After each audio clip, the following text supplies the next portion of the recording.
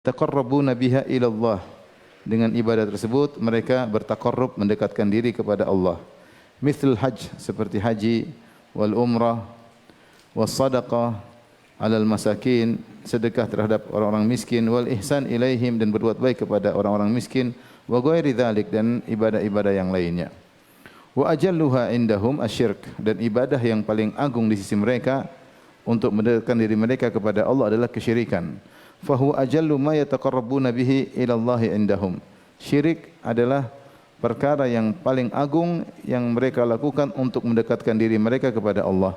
Kama dzakarallahu anhum annahum qalu, sebagaimana Allah bercerita tentang mereka bahwasanya mereka berkata, ma na'buduhum illa liyuqarribuna ila Allahi zulfa.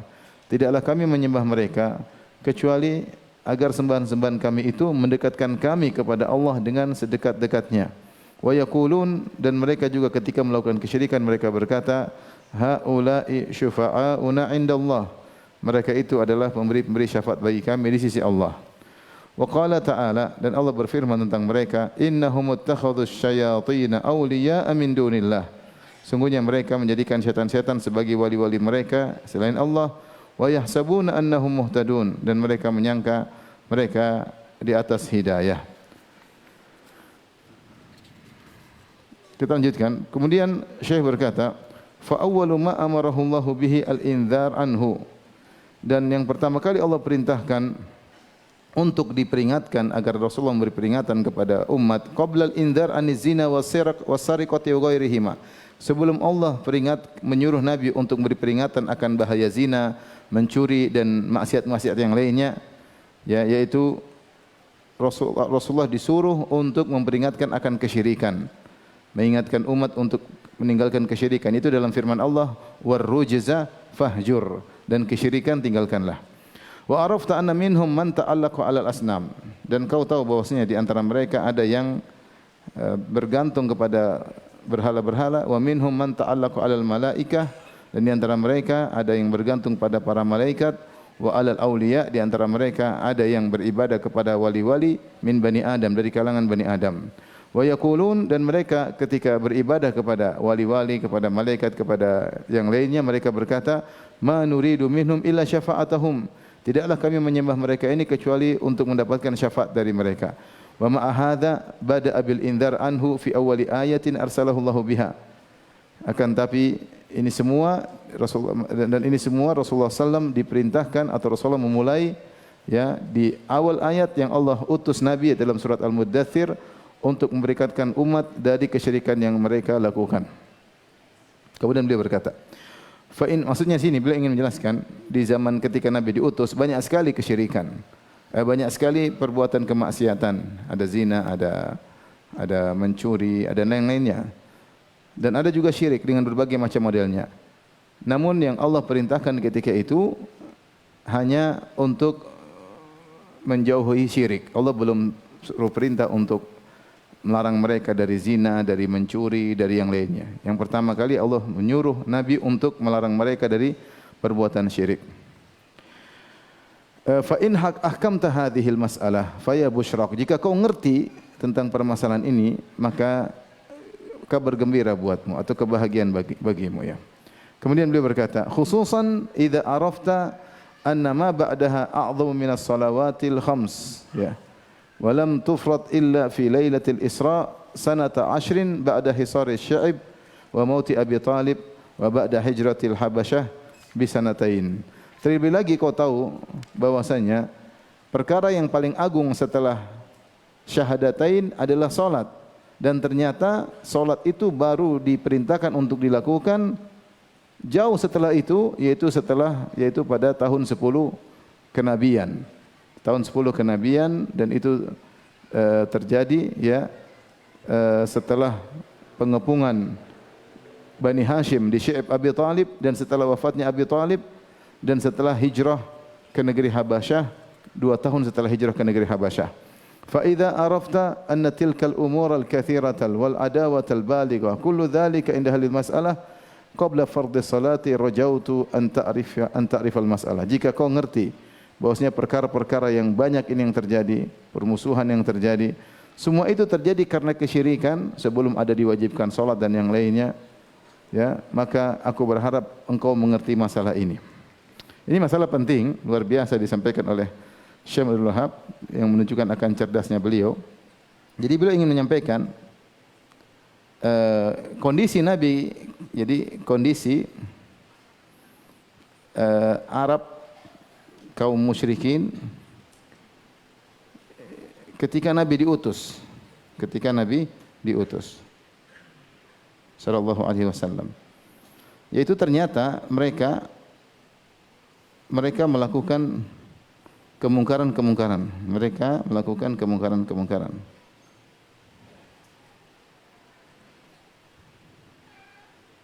Dan ternyata mereka selain melakukan kemungkaran, ternyata mereka juga melakukan ibadah-ibadah.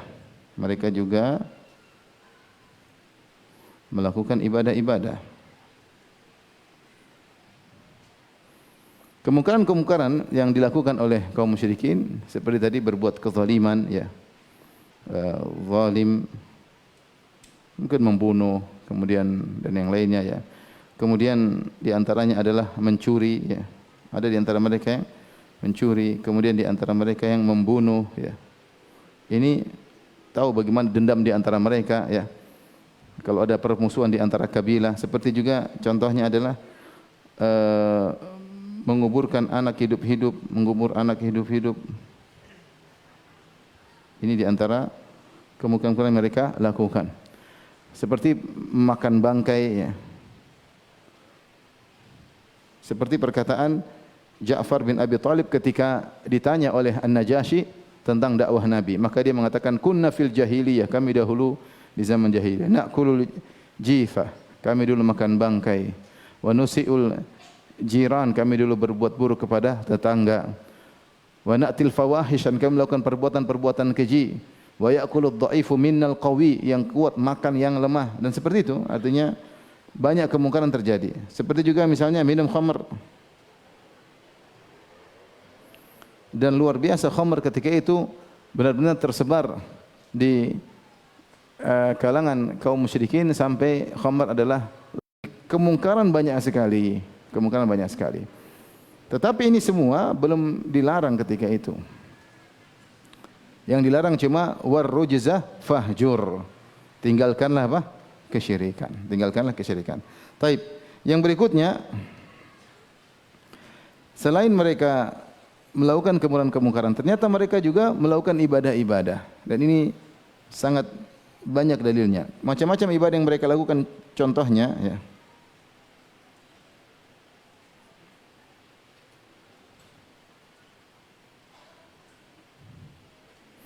Contoh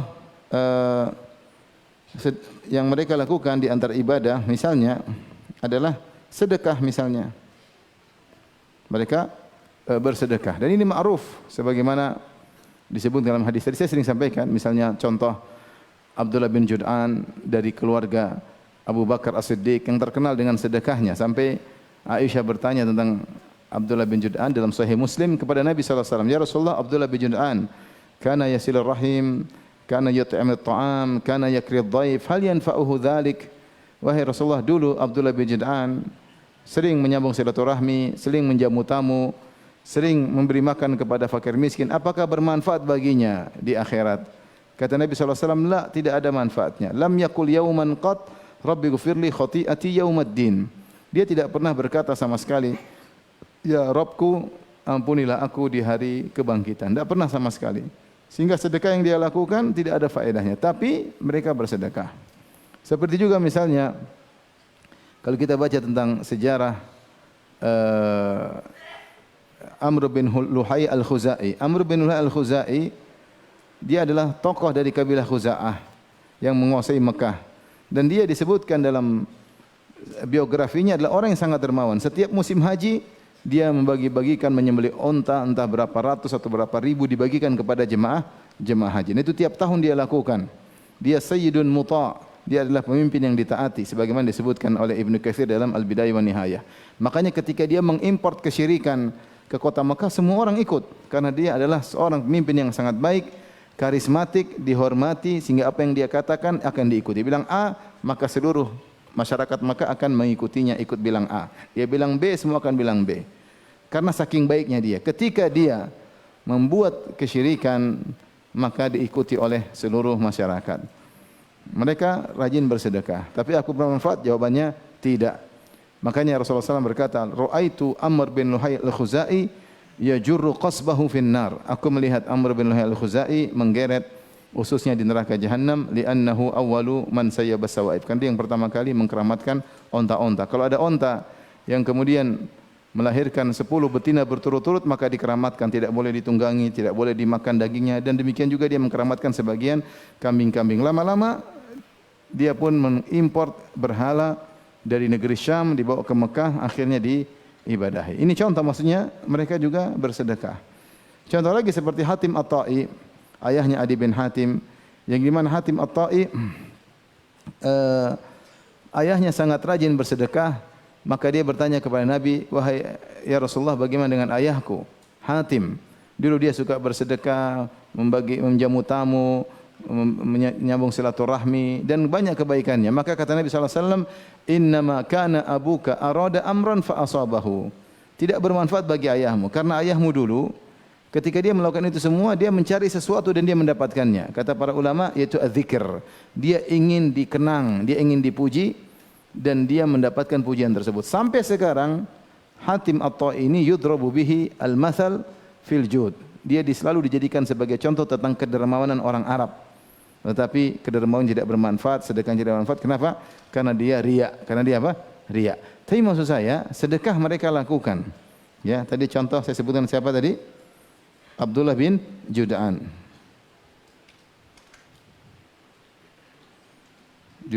Kemudian tadi siapa? Amr bin Luhai al-Khuzai. Kemudian tadi siapa? Hatim At-Ta'i. Ini tokoh-tokoh yang sangat dermawan, namun tidak ada manfaat bagi mereka. Tapi intinya mereka melakukan ibadah sedekah. Di antara ibadah yang mereka lakukan, misalnya nazar. Mereka lakukan nazar. Seperti apa? Seperti contoh dalam hadis disebutkan, yaitu Al-As bin Wa'il As-Sahmi. Ya. Al-As bin Wa'il As-Sahmi. Siapa ini? Ini bapaknya Amr bin As. Bapaknya Amr bin As radhiyallahu anhu meninggal dalam kondisi musyrik. Amr bin As radhiyallahu anhu pernah datang kepada Nabi. Dia berkata, "Ya Rasulullah, ayahku dahulu bernazar untuk menyembelih 100 ekor onta ketika dia masih hidup. Kemudian dia keburu meninggal sebelum melaksanakan nazarnya. Dan saudaraku sudah memotong 50 ekor onta. Saya ingin melunasi nazar ayah saya. Apakah bermanfaat?" Kata Nabi SAW, "Amma abuka law kana yuqirru bitauhid lanafa'a dzalik." Adapun ayahmu Al-As bin Wa'il As-Sahmi, seandainya dia dulu bertauhid, akan bermanfaat kau melaksanakan nazarnya. Akan tapi dia meninggal dalam kondisi tidak bertauhid, sehingga nazarnya tersebut tidak ada faedahnya karena dia meninggal di kesyirikan. Tetapi yang menjadi perhatian kita, mereka juga dulu bernazar. Jadi ada nazar, mereka ibadah nazar. Seperti juga Umar bin Khattab. Umar bin Khattab pernah bertanya kepada Nabi, "Ya Rasulullah, kuntu nadartu fil jahiliyah." Ya Rasul, dulu saya waktu di zaman jahiliyah pernah bernazar an a'takifa fi al-Masjidil Haram lailan atau yauman. Ya Rasulullah, saya dulu bernazar waktu masih zaman jahiliyah untuk i'tikaf di Masjidil Haram satu malam atau satu siang atau satu hari. Kata Rasulullah SAW, "Aufi binadrik." Laksanakan nazarmu. Ini dalil bahwasanya mereka juga dulu, Umar ketika masih musyrik dia bernazar. Bernazar kepada siapa? Kepada Allah. Kalau dia bernazar bukan kepada Allah, tentu Rasulullah larang. Karena nazar syirik tidak boleh dikerjakan. Menunjukkan Umar bin Khattab nazarnya kepada Allah. Dan Rasulullah SAW mengatakan, lakukan nazarmu. Di antara ibadah yang mereka lakukan juga, tadi kita sudah singgung i'tikaf. Ya, i'tikaf ma'ruf bahwasanya ibadah i'tikaf ya lit-ta'ifina wal-'akifina war-ruk'i sujud. bahwasanya Nabi Ibrahim dan Ismail disuruh membersihkan Baitullah Ka'bah untuk apa? Lil akifina, ya. Di antara untuk orang yang tawaf, dan al akifin yaitu orang yang i'tikaf, war ruk'is sujud, dan untuk orang-orang salat di situ. Jadi ibadah i'tikaf ibadah yang ma'ruf dari zaman jahiliyah. Oleh karenanya tadi Umar ketika masih musyrik nazar untuk i'tikaf. Umar tadi ketika masih musyrik bernazar untuk i'tikaf.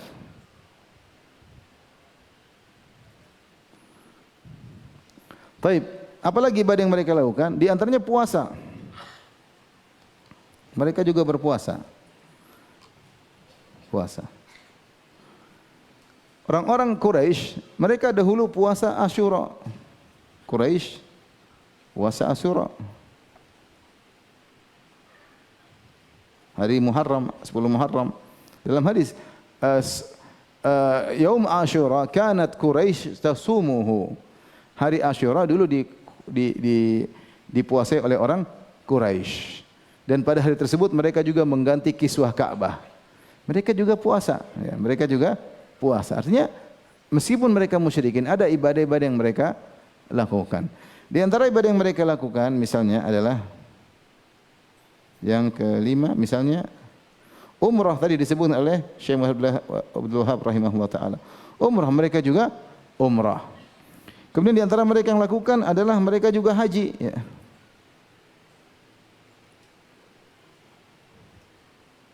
Mereka juga haji, ya. Makanya kalau kita baca sirah Rasulullah sallallahu alaihi wasallam sebelum berhijrah ke Mekah, setiap musim haji beliau pergi ke Mina berdakwah. Beliau pergi ke Mina berdakwah. Kenapa? Karena jamaah haji banyak yang datang. Musyrikin banyak yang berhaji. Makanya Rasulullah SAW mengatakan ketika dia dilarang berdakwah oleh kaum Quraisy, dia berkata, "Hal min rajulin yahmiluni ila qaumihi fa inna Quraisyan mana'uni an uballigha kalama Rabbi." Adakah seorang yang bawa aku kepada sukunya mumpung musim haji? Ada kabilah-kabilah datang. Siapa yang bawa saya dakwah, saya ingin dakwah. Kenapa orang Quraisy melarang saya untuk berdakwah? Rasulullah SAW minta untuk diantar berdakwah ketika di Mina. Ya, karenanya para ulama khilaf, apakah Nabi SAW berhaji ketika sudah jadi Nabi? Kondisi haji Nabi SAW, Nabi SAW tiga kondisi. Rasulullah SAW sebelum diangkat menjadi seorang Nabi pernah berhaji dengan kesepakatan ulama, karena ada hadis menunjukkan Rasulullah SAW di masa muda ketika belum diangkat menjadi seorang Nabi dia pernah berhaji. Hanya saja ketika dia berhaji dia tidak mengikuti kebiasaan orang-orang Quraisy. Orang-orang Quraisy ketika wukuf di Arafah, mereka wukufnya bukan di Arafah tapi wukufnya di Muzdalifah. Di Muzdalifah. Adapun Nabi SAW wukufnya di Arafah. Sehingga orang-orang heran, kenapa ada orang Quraisy di sini kok ikut wukuf bersama orang-orang Arab yang lain wukuf di Arafah, sementara kabilahnya suku Quraisy tidak ada yang wukuf di padang Arafah. Jadi Nabi sebelum haji, sebelum diangkat menjadi seorang Nabi pernah berhaji. Berapa kali wallahu alam, tapi dalil menunjukkan beliau pernah berhaji. Nah, ketika Nabi di Mekah sejak tahun pertama kenabian sampai tahun 13 kenabian, apakah Rasulullah pernah berhaji? Tidak ada dalil yang menyebutkan. Tetapi Rasulullah berdakwah di Mina. Dakwah datang ke Mina mendakwahi para jamaah haji Rasulullah melakukan. Paham? Kemudian fase yang ketiga ketika Rasulullah SAW berhijrah dari Mekah menuju Madinah sampai beliau wafat, beliau cuma haji sekali. Namanya Hajjatul Wada. Hajjatul Wada itu haji perpisahan yang beliau lakukan pada tahun ke-10 Hijriyah. Ya, jadi sebelum diangkat menjadi nabi beliau pernah haji, tapi berapa kali wallahu alam. Ketika tahun pertama kenabian diangkat menjadi sampai tahun 13 kenabian selama di Mekah, Rasulullah pernah berhaji atau tidak, khilaf di kalangan para ulama. Namun para ulama sepakat Nabi SAW berdakwah di Mina. Apakah ketika berdakwah di Mina sambil hajian atau tidak? Wallahu alam. Yang ketiga, setelah beliau berpindah ke Madinah setelah berhijrah, maka beliau cuma haji sekali, namanya Hajjatul Wada. Tapi saya ingin memberi gambaran bahwasanya orang-orang musyrikin juga mereka berhaji. Hanya saja haji mereka tercampur dengan bid'ah dan syirik. Ya. Hanya saja tercampur dengan bid'ah dan syirik. Mereka rubah-rubah, mereka modifikasi sehingga ada bid'ah dan syirik. Adapun bid'ah yang mereka lakukan, di antaranya tawaf sambil telanjang. Tawaf sambil telanjang. Sehingga turunlah firman Allah Subhanahu wa taala, "Ya bani Adam, khudhu zinatakum inda kulli masjidin wa kulu washrabu." Wahai anak-anak Adam, pakailah pakaian kalian ketika di rumah Allah, di Ka'bah. Kenapa? Orang-orang Quraisy dahulu atau orang-orang Arab dahulu, kalau mereka mau tawaf, mereka datang ke kota Mekah. Kemudian mereka membeli baju baru, kain ihram baru, yaitu rida dan izar. Mereka beli dan mereka melepas baju mereka. Mereka punya bid'ah, kata mereka, kami ini tidak mau tawaf dengan baju yang pernah digunakan untuk apa? Maksiat. Ini baju kami sudah gunakan maksiat, maka tidak pantas untuk digunakan untuk tawaf. Terus bagaimana caranya? Maka buka baju, beli baju. Kalau enggak punya duit, pinjam baju dari bajunya orang Quraisy. Kalau tidak dapat dua-duanya, tidak bisa beli baju baru, tidak bisa pinjam dari Quraisy, tawaf telanjang. Tawaf telanjang. Kemudian kalau laki-laki seringnya tawaf di siang hari, kalau perempuan seringnya tawaf di malam hari karena takut kelihatan. Ini contoh bid'ah yang mereka lakukan, tawaf sambil telanjang ya. Kemudian di antara bid'ah yang mereka lakukan ya terkait dengan umrah, misalnya mereka memandang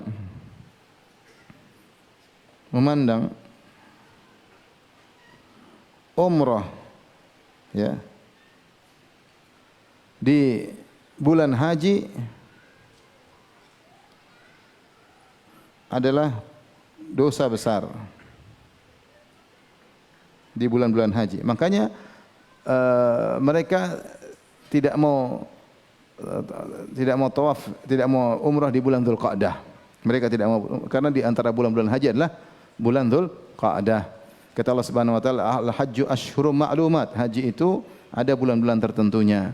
Bulan-bulan haji tersebut adalah Syawal, Dzulqa'dah dan 10 hari dari bulan Dzulhijjah. Intinya mereka tidak mau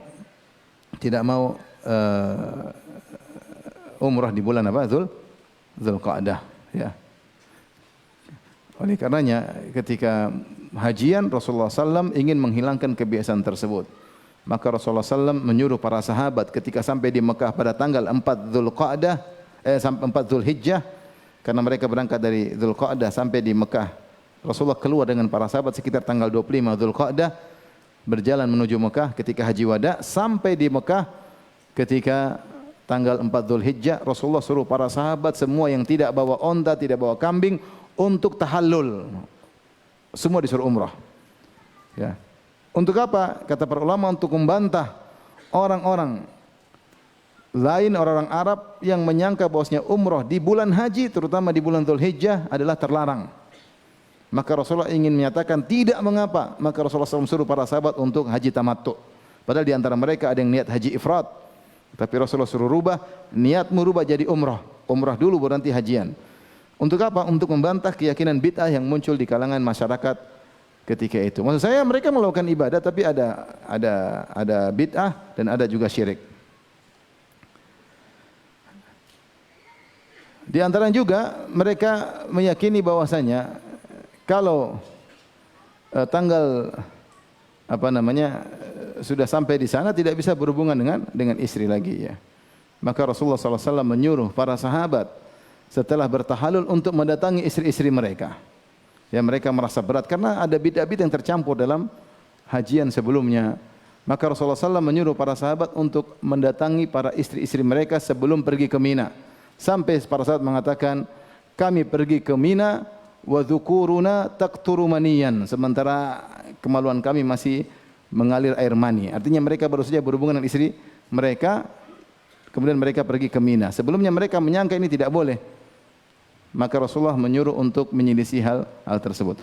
Taib, di antaranya mereka selain mencampurkan umrah dan haji dengan bid'ah, mereka juga mencampurkan dengan syirik. Contoh syirik yang mereka lakukan, di antaranya mereka mencampur talbiyah dengan lafal kesyirikan.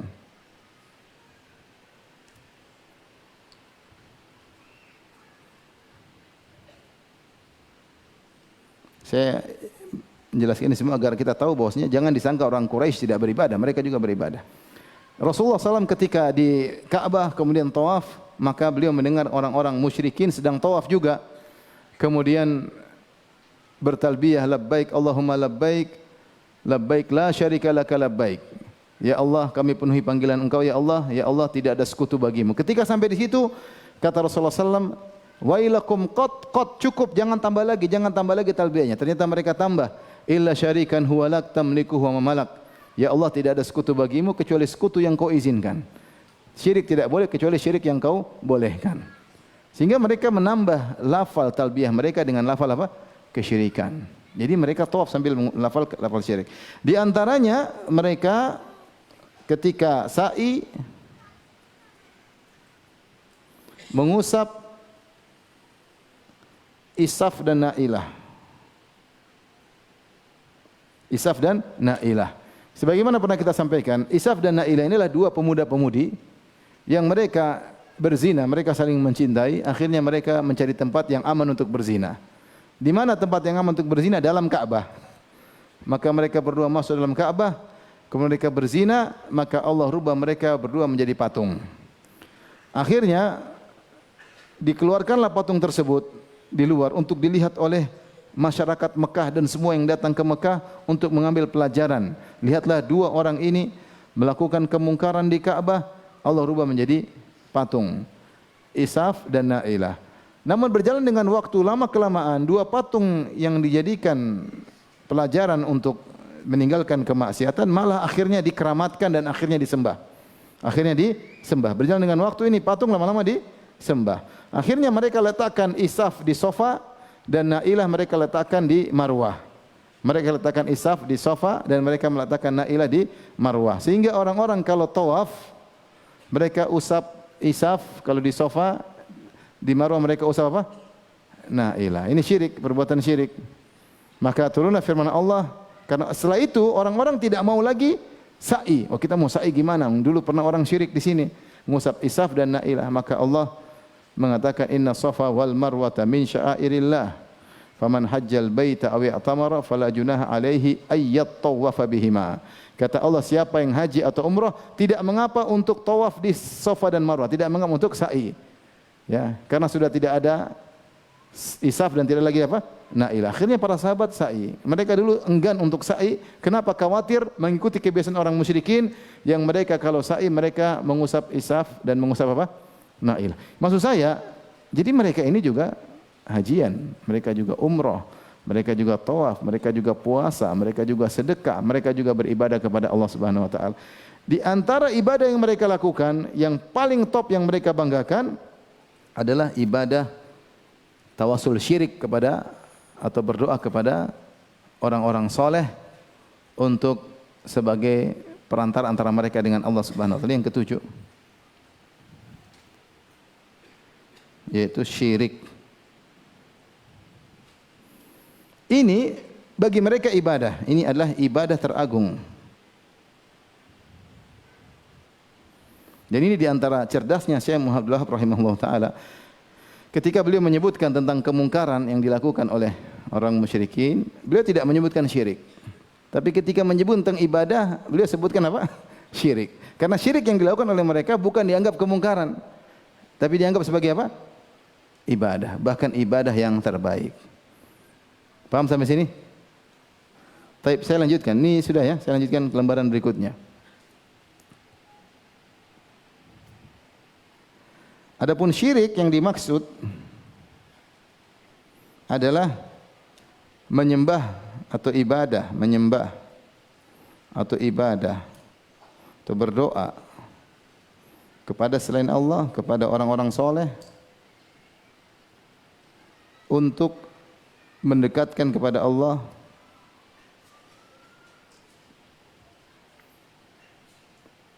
atau sebagai pemberi syafaat. Maksudnya memberi syafaat memperlancar permintaan mereka, karena minta aja kepada orang-orang soleh nanti urusan mereka memperlancar, mudah dikabulkan. Kalau langsung kepada Allah tidak dikabulkan. Ini syirik ini yang dianggap ibadah paling agung.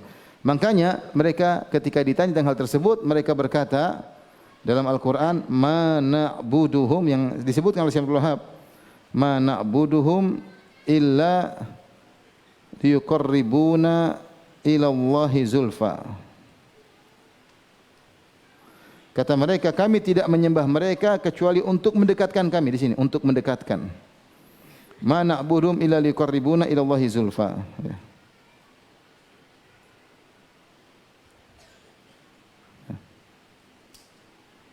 Untuk mendekatkan, ini dalilnya.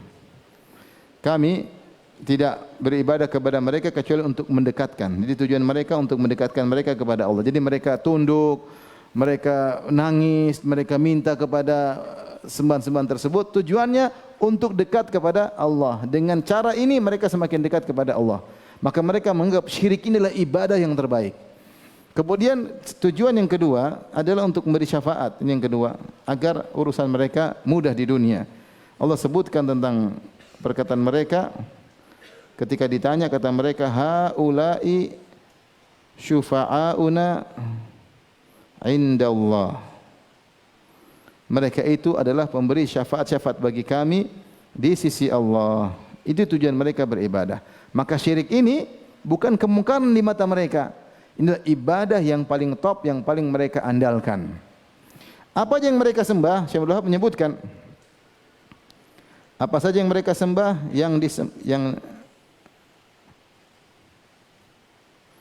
apa saja yang disembah banyak.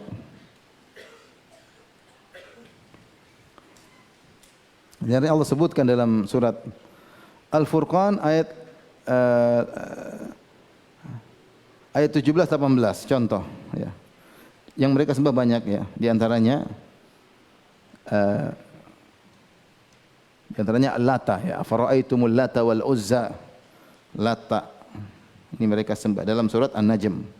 Kita lihat surat An-Najm. Afara'aitumul Lata wal Uzza wa Manata tsalitsal ukhra. Lata ini siapa? Kata Ibnu Abbas dalam Sahih Bukhari, kana yalitu sawiqa lil hujjat. Lata ini orang soleh yang suka bagi-bagi adonan makanan kepada para jamaah haji. Suka sedekah. Sedekah bagi makanan gratis kepada jamaah haji. Ke jamaah haji. Allah sebutkan tentang yang disembah selain Allah secara umum, lihat dalam surat Al-Furqan ayat 17 sampai 18. Kata Allah Subhanahu wa taala, wa yauma yahsyuruhum wa ma ya'buduna min dunillah, ketika hari di mana Allah mengumpulkan mereka para musyrikin. Wa ma ya'buduna min dunillah, dan apa yang mereka sembah, dikumpulkan antara penyembah dan yang disembah. Yang disembah orang soleh.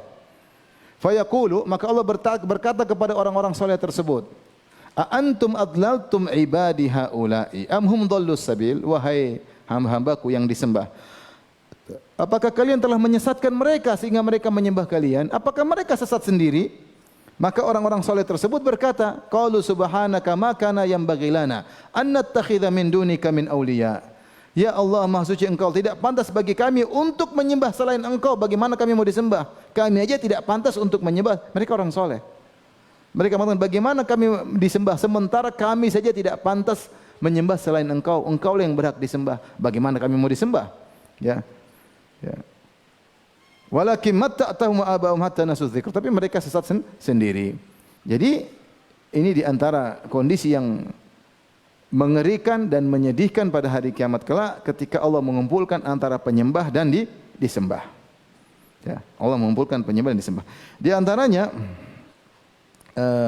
mereka ada yang menyembah Nabi Isa. Nabi Isa. Sebagaimana dalam Al-Qur'an, dalam Allah berfirman, ya. Wa idz qala Allahu ya Isa ibnu Maryam, ketika Allah berkata pada hari kiamat kelak, wahai Isa bin Maryam, anta qulta lin-nasi ittakhidhuni wa ummi ilahaini min dunillah. Qalu subhanaka ma yakunu li an aqula ma laysa li bihaq in kuntu qultuhu faqad alimtah. Ta'lamu ma fi nafsi wa la a'lamu ma fi nafsik innaka anta 'allamul ghuyub. Ma qultu lahum illa ma amartani bihi an ibudullaha rabbi wa rabbakum wa kuntu 'alayhim shahidan ma dumtu fihim falamma tawaffaytani kunta antar raqiba 'alaihim wa anta 'ala kulli syai'in syahid. Allah hadirkan Nabi Isa dan para penyembahnya. Bayangkan hari kiamat, Nabi Isa dihadirkan, miliaran Nasara dihadirkan. Dan demikian hari kiamat dihadirkan yang disembah dan yang menyembah. Maka Allah bertanya kepada Nabi Isa, "Anta qulta linnas, wahai Isa, apa kau pernah suruh mereka untuk menjadikan engkau dan ibundamu yaitu Bunda Maria untuk menjadi tuhan-tuhan selain aku?" Kata Nabi Isa, "Maha suci engkau ya Allah, tidak pantas bagiku untuk mengucapkan yang tidak benar." Ya. Engkau tahu apa ada diriku dan aku tidak mengetahui apa pada dirimu. Ya. Ma qultu lahum, yang aku ucapkan kepada mereka tidak lain ani'budullaha, sembahlah Allah saja, Rabbi wa Rabbakum, Allah Tuhanku dan Tuhan kalian. Nabi Isa berlepas diri dari mereka pada hari kiamat kala. Tapi di zaman itu ketika Nabi diutus, ada di antara mereka yang menyembah Nabi Isa. Di antara mereka juga ada yang menyembah Uzair. Seperti sebagian orang Yahudi. Wa qalatil yahudu Uzairun ibnullah. Ya, dalam hadis disebutkan sebagian orang Yahudi disuruh mengikuti Uzair. Dalam Sahih Bukhari hadis Abi Sa'id Al-Khudri dan hadis Abu Hurairah. Ketika hari kiamat kelak, setiap umat disuruh mengikuti apa yang mereka sembah. Orang Yahudi sebagian mencari Uzair karena mereka pernah menyembah Uzair ketika di dunia. Ini semua orang soleh. Nabi Isa, Nabi Uzair adalah orang soleh. Ada yang mengatakan Nabi, khilaf di kalangan para ulama. Ya. Di antaranya ada yang menyembah malaikat. Allah berfirman dalam Al-Quran, ya, kata Allah Subhanahu wa taala, "Wa yauma nahsyuruhum jami'an, tsumma naqulu lil malaikati." Ketika hari kami kumpulkan mereka semua, lalu kami berkata kepada malaikat, "Aha ulai iyyakum kanu ya'budun?" Wahai malaikat, apakah mereka ini dulu menyembah kalian ketika di dunia? Jadi mereka merasa menyembah malaikat. Maka malaikat berlepas diri, malaikat berkata, "Qalu subhanaka anta waliyuna min dunihim bal kanu ya'budunal jinna aktsaruhum bihim mu'minun."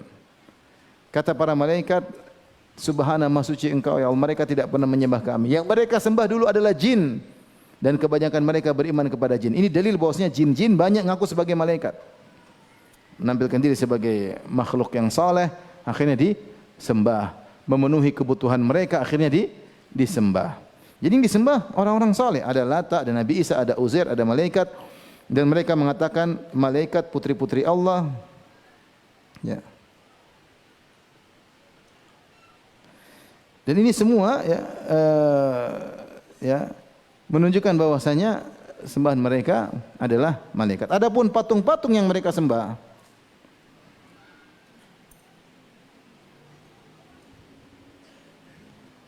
adapun patung-patung, maka itu hanyalah simbol orang-orang saleh. Sebagaimana dijelaskan oleh Ar-Razi, dan ini juga dari kalangan ulama Asy'ariyah, dan juga dijelaskan oleh Syahristani, sebagaimana saya nukil dalam Syarah Aqidah Thahawiyah dalam pengajian yang pernah saya sampaikan. Jadi patung-patung yang mereka sembah itu hanyalah simbol. Simbol ini bosnya simbolnya Lata. Seperti Lata ketika dia meninggal, maka dibangunlah patung di atas kuburannya, lama akhir disembah. Ini semua adalah ibadah yang teragung. Ibadah yang teragung di sisi mereka.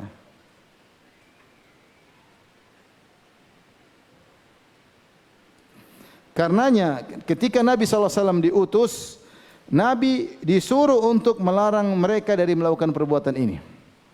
Belum diperintahkan untuk melarang khamar, belum dilarang untuk judi. Tadi ini juga ada. Jadi di antara yang mereka lakukan zina, kemudian apa juga? 8 judi, banyak ya intinya. Ya. Ini semua tidak ada. Zalim, membunuh, mencuri, itu nanti. Yang pertama kali Rasulullah diperintahkan adalah warrujza fahjur. Ya ayyuhal muddaththir. Jadi Allah turunkan wahyu kepada Nabi. Nabi pertama kali jadi Nabi, surat apa yang turun? Surat Al-Alaq. Ketika Nabi di Gua Hira, ya, sebelumnya Nabi SAW mengalami hal-hal yang aneh-aneh. Rasulullah SAW mengalami hal yang aneh. Seperti ketika Rasulullah SAW umur 4 tahun. Maka Rasulullah SAW datangi oleh malaikat, dibelah dadanya, dibersihkan, kemudian dimasukkan lagi, kemudian dijahit. Ketika Rasulullah SAW di Taif, di kampung Bani Sa'ad, akhirnya Halimah As-Sa'diyah mengembalikan Nabi ke ibundanya karena takut. Ini anak dibelah kemudian dijahit, takut. Kejadian aneh. Di antara kejadian aneh, Rasulullah SAW ketika di Mekah ada batu yang beri salam kepada dia. Kata Rasulullah SAW, Inni la'arifu hajaran bi Makkah kana yusallimu alayya wa inni la'arifuhu al-an. Saya tahu ada sebuah batu yang beri salam kepadaku ketika aku di Mekah. Sampai sekarang saya masih tahu batunya yang mana. Hal yang aneh. Rasulullah SAW juga ya di antaranya bermimpi menjelang Rasulullah SAW diberi wahyu. Rasulullah SAW bermimpi selama 6 bulan. Ya, ru'yah sadiqah. Ru'yah sadiqah itu mimpi yang benar-benar jelas. Ada yang mengatakan itu Rasulullah mimpi terjadi. Rasulullah mimpi terjadi. Ada pendapat demikian. Ada yang mengatakan Rasulullah SAW mimpi dengan mimpi yang sangat terang benderang. Beda kalau mimpi kita macam-macam. Mimpi sedang di Bantul, tiba-tiba di Madinah. Tahu-tahu ngopi di Sleman. Mimpi carut marut. Tapi mimpi kita sering gitu kan? Carut marut. Tahu-tahu di mana, tahu-tahu di mana, tahu-tahu di mana. Tapi Nabi SAW mimpinya jelas. Ada yang mengatakan terjadi, ada yang mengatakan sangat jelas.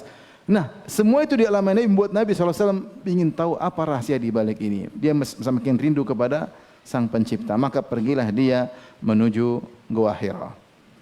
Naik ke atas, minta bekal dari Khadijah radhiyallahu taala anha. Kemudian dia pergi ke Gua Hira, yatahannath. Yatahannath yaitu berusaha mendekatkan diri kepada Allah dan berusaha meninggalkan dosa-dosa. Disebutkan Rasulullah SAW sudah muak dengan kemungkaran yang terjadi di kota Mekah, sehingga beliau masuk di Gua Hira. Dan kalau antum masuk di Gua Hira, di situ ada semacam celah view-nya ke Ka'bah. View-nya ke Ka'bah. Jadi ada pintu masuk, di ujung itu ada semacam celah view-nya ke Ka'bah. Rasulullah sambil merenung dan akhirnya datanglah malaikat Jibril. Maka semua rahasia teka-teki yang selama ini membuat Nabi penasaran terungkaplah. Ternyata beliau ingin diangkat menjadi seorang nabi. Maka datanglah malaikat Jibril. Kemudian memeluk Nabi SAW. Faghattani hatta balagha minil jahda, sampai aku tidak bisa bernafas. Thumma arsalani, kemudian malaikat Jibril melepaskan aku. Malaikat Jibril berkata, "Iqra, bacalah." Kata Rasulullah SAW, "Ma ana biqari," saya tidak bisa baca. Apakah ada cahaya tulisan Iqra bismillahir rahmanir rahim ataukah malaikat Jibril bawa lembaran, wallahu alam. Yang penting Nabi disuruh baca. Nabi mengatakan, "Ma ana biqari," saya tidak bisa. Maka malaikat Jibril peluk dia, dilepaskan. Pertama kali dipeluk, dilepas. Setelah lepas disuruh lagi, "Iqra, bacalah." Rasulullah tidak bisa lagi. "Ma ana biqari," saya tidak bisa baca sama sekali. Rasulullah buta huruf, tidak bisa baca sama sekali. Maka dipeluk kedua kali. Sampai ketiga kali baru kemudian Rasulullah bilang, "Ma ana biqari," saya tidak bisa baca. Baru malaikat Jibril mentalkin Nabi, "Iqra bismi rabbikal ladzi khalaq." Bacalah dengan menyebutkan nama Tuhanmu yang menciptakan. Ya. Dan seterusnya, ya. "Allamal insana ma lam ya'lam." Ayat yang terakhir. 5 ayat. Kata para ulama, malaikat Jibril ketika memeluk Nabi, kemudian lepaskan, lepaskan, agar Nabi tahu dia tidak sedang bermimpi. Karena selama ini 6 bulan beliau bermimpi. Kali ini bukan mimpi, kali ini nyata. Kali ini nyata.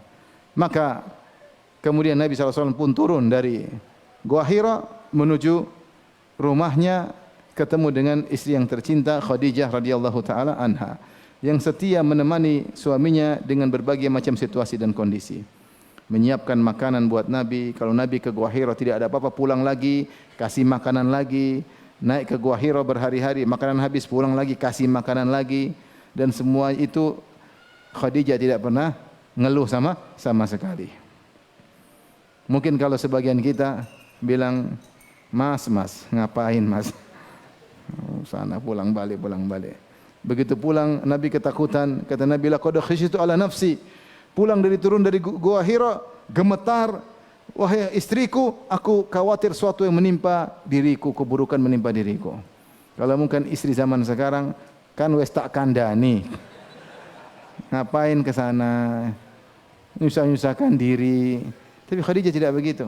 Jika Rasulullah SAW merasa ketakutan, Rasulullah berkata, "Zammiluni." Dalam riwayat, "Subbu alayya bima'in barid." Tuangkan air ke tubuhku. Rasulullah gemetar. Khadijah tidak banyak omong, ambil air tuangkan. Tidak bilang, tunggu dulu, ada apa? Tunggu dulu, enggak. Apa yang dibilang suaminya dia apa? Nurut. Subhanallah, Khadijah nurut kepada Nabi sebelum Nabi menjadi Nabi. Bagaimana lagi setelah dia tahu suaminya sebagai seorang apa? Nabi. Ketika suami mengatakan, "Tuangkan air kepadaku," Khadijah lakukan. Nabi berkata, "Zammiluni, selimuti aku. Dathiruni, selimuti aku." Dia langsung ambil selimut, selimutkan kepada suaminya. Sampai suaminya tenang, baru suaminya ngomong di luar. Ya. Kata Nabi SAW, laqad khashitu ala nafsi. Sungguh aku khawatir keburukan menimpa diriku. Taib, azan ya. Azan, baru kita lanjutkan sebentar lagi.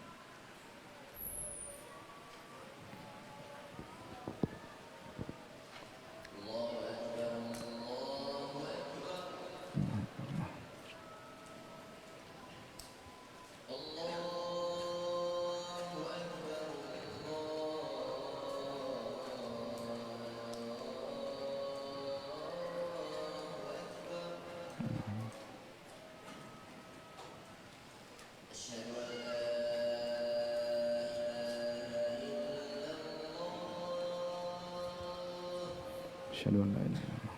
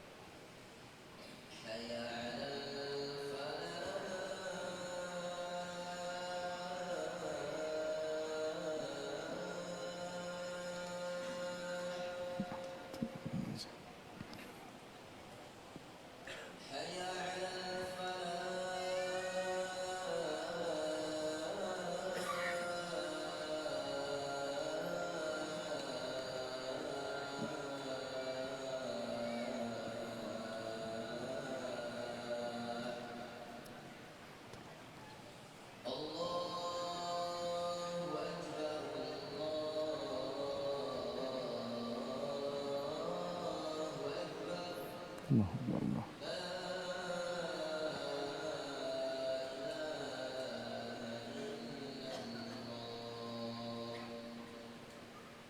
Allahumma shalli ala Allahumma barik. Taib, Nabi SAW berkata kepada istrinya, zammiluni zammiluni. Dan riwayat dathiruni dathiruni, pakaikan aku selimut ya. Setelah itu wahyu terputus, Rasulullah SAW merindu ya. Ternyata rahasia yang selama ini dia bertanya-tanya terungkap. Allah mengenalkan dirinya. Iqra bismi rabbikal ladzi khalaq. Khalaqal insana min 'alaq. Iqra wa rabbukal akram. Ya. Alladzi 'allama bil qalam 'allamal insana ma lam ya'lam. Sebutlah dengan membaca nama Tuhanmu. Ya, yang telah menciptakan manusia dari al-'alaq, ya. Iqra wa rabbukal akram. Bacalah, sungguhnya Rabbmu maha baik, maha mulia, maha baik kepada hamba-hambanya. Jadi mendengar ucapan tersebut, Rasulullah ada kebahagiaan yang dirasakan. Makanya ketika terputus wahyu sebentar, Rasulullah SAW gelisah, rindu ingin lagi dengar ayat-ayat tersebut. Sampai akhirnya Allah turunkan surat Al-Muddathir. Ketika Rasulullah SAW sedang berselimut, turun firman Allah, ya ayyuhal muddathir, wahai orang yang sedang berselimut. Kum fa'anzir, bangkitlah dan beri peringatan. Kata para ulama, nubbi'a Muhammadun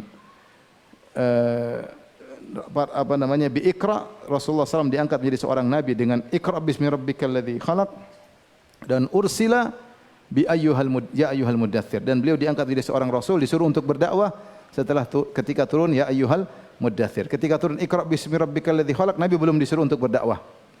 Maka dia pun hanya diangkat menjadi seorang nabi. Ketika kum fa'anzir, maka beliau diperintahkan untuk berdakwah. Apa yang disuruh Nabi untuk fa'anzir? Kum fa'anzir wa rabbaka fakabbir wa thiyabaka fatahhir war rujza fahjur. Ini dia. Bersihkanlah bajumu, ada yang mengatakan bersihkanlah akhlakmu, war rujza fahjur, dan ar-rujaz maksudnya adalah berhala-berhala, tinggalkanlah. Mulailah Rasulullah SAW saat itu mendakwahkan tentang tauhid, memperingatkan umat dari kesyirikan. Dan berjalan hal tersebut dari tahun pertama kenabian sampai tahun ke-10 kenabian. Dan banyak peristiwa yang dilewati oleh Nabi SAW. Ada hijrah ke negeri Habasyah, kemudian sampai 2 kali. Ada pemboikotan dari sekitar tahun ke-7 kenabian sampai tahun ke-10 kenabian. Setelah tahun ke-10 kenabian atau tahun ke-11 setengah kenabian, baru kemudian disyariatkan apa? Salat. Disyariatkan salat. Dan syariat paling agung setelah syahadatain apa? Salat. Zakat belum ada, perintah zakat belum ada, perintah puasa belum ada. Semuanya setelah Nabi berhijrah, apalagi jihad. Semua setelah Nabi berhijrah. Selama 10 tahun tidak ada perintah kecuali memperingatkan umat dari apa? Kesyirikan. Belum ada perintah salat. Ini semua kata Syekh Abdul Wahab rahimahullah taala agar engkau tahu bagaimana agungnya perintah tauhid. Bahkan itu yang diperintahkan sampai 10 tahun belum ada perintah yang lain. Agar kita tahu, jangan kita meremehkan tentang dakwah tauhid. Ini dakwah yang Nabi SAW geluti sebelum ada perintah-perintah yang lain. Sebelum melarang khamar, sebelum melarang judi, sebelum melarang zina, belum ada ayat turun tentang itu ketika itu. Rasulullah diperintahkan untuk memperingatkan umat dari bahaya kesyirikan. Ini yang beliau mengatakan, semoga engkau paham bahwasanya kalau kita perhatikan tentang kisah turunnya wahyu sama perjalanan Nabi, kita tahu bahwasanya perintah tentang tauhid dan melarang kesyirikan adalah perintah yang sangat besar. Di antara kesalahan sebagian orang, mereka mengatakan bahwasanya Nabi selama di Mekah hanya akidah. Ya, ketika di Madinah fikih yang turun. Ini belum lengkap. Sebenarnya Nabi di Mekah tentang akidah banyak, ya. Di antaranya tentang larangan terhadap kesyirikan, ya. Dan ketika di Madinah akidah masih terus berlanjut, tapi diselingi dengan berbagai macam hukum-hukum apa? Fikih. Makanya Nabi sebelum meninggal dunia beliau berkata, "La'natullah 'alal yahudi wan nasara ittakhadhu qubur anbiya'ihim masajida." Allah melaknat Yahudi Nasrani ketika Nabi mau meninggal, dia mengatakan Allah melaknat Yahudi Nasrani, mereka menjadikan kuburan-kuburan Nabi mereka sebagai masjid-masjid. Ini namanya akidah terus ada di hati Nabi sallallahu alaihi wasallam. Kapan ada kesempatan orang melakukan kesalahan, Rasulullah SAW mengingatkan tentang apa? Akidah. Tetapi ketika di Madinah, perintah tentang akidah, tauhid diselingi dengan hukum-hukum fikih yang lain. Berbeda ketika di Mekah fokus akidah. Oleh karenanya sebagian ulama ketika berbicara tentang kisah Nabi Nuh alaihissalam yang berdakwah 950 tahun, sebagian ulama berpendapat tidak ada syariat ketika itu, yang ada cuma suruh tauhid. Nabi Nuh selama 950 tahun hanya ngomong tauhid. Tidak ada bicara zakat, tidak ada bicara puasa, dia bicara tentang apa? Tauhid. 950 tahun bahkan belum ada syariat yang diturunkan. Ini kata kalau tidak salah diisyaratkan oleh Tahir bin Ashur dalam kitabnya Tahrir wa At-Tanwir. Dari sini ikhwan, sungguhnya meninggalkan segala bentuk kesyirikan adalah intisari daripada dakwah Nabi Muhammad sallallahu alaihi wasallam.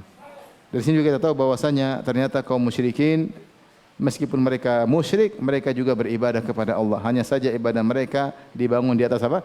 Kesyirikan. Jangan disangka mereka tidak beribadah, mereka mengenal Allah. Ini semua kenapa? Karena semua Quraisy kembali kepada Nabi Ismail bin Ibrahim. Semua Quraisy nenek moyang mereka adalah Ismail dan Ibrahim, dan yang bangun Ka'bah adalah Ismail dan Ibrahim, sehingga mereka mengagungkan warisan peninggalan nenek moyang mereka. Hanya saja mereka terjerumus dalam praktek-praktek kesyirikan. Wallahu ta'ala alam bisawab. Ini saja yang bisa saya sampaikan tentang al-maudhi'ul awal, peristiwa yang pertama, yang intinya untuk menekankan bahwasanya dakwah tentang tauhid dan melarang kesyirikan adalah intisari dakwah Nabi, dan bahkan Nabi sempat sekitar 10 tahun fokus untuk itu saja sebelum diturunkan perintah-perintah yang lainnya. Wallahu ta'ala alam bisawab. Kalau ada yang bertanya saya persilahkan.